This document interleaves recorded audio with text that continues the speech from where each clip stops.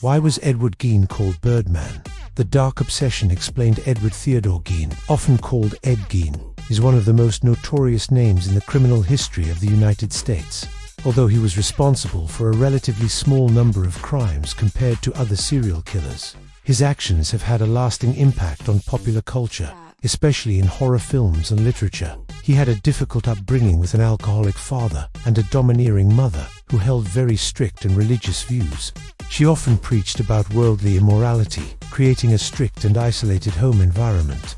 Despite his seemingly friendly and shy appearance, Gein began developing a dark obsession with death and corpses. In 1957, he was caught after police discovered the body of Bernice Worden in his home in Plainfield, Wisconsin. The investigation revealed a horrifying collection of body parts. In March 1944, a fire broke out on the farm, and Henry Gein's older brother suffered a severe head injury and died. In the investigation after his death, it was determined that he died from suffocation while fighting the fire. Later, it was speculated that Henry was murdered by Gein and was, in fact, his first victim.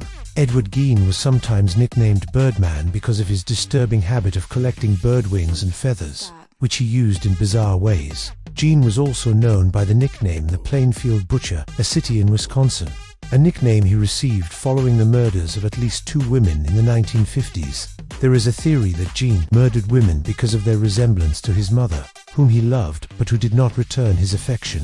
There is a recent TV series about Ed Gein titled Monster: The Ed Gein Story, which premiered on Netflix on October 3, 2025. This series is the 3rd installment in Ryan Murphy's true crime anthology series Monster, following previous seasons on Jeffrey Dahmer and the Menendez brothers. This series isn't an accurate, documentary-style account, but if you're interested in a dramatized portrayal of Ed Gein's life with a focus on its cultural impact, this series might appeal to you. While the series is based on real events, it takes significant creative liberties, like misrepresentation of gender identity. The series explores Gein's gender identity, describing him as gynophilic, a classification that lacks historical confirmation.